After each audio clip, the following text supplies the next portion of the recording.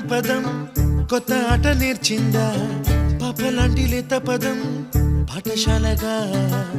కూనలమ్మ జానపదం పల్లె దాటి వచ్చిందా చవళిల జానతనం పాట చూపగా కుంచెలో దాగే చిత్రాలు ఎదురొచ్చేలా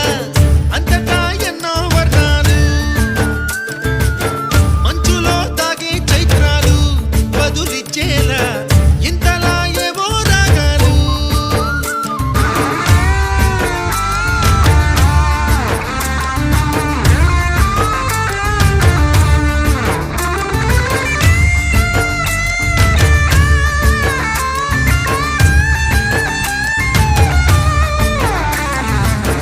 ఆకతాయి సందడిగా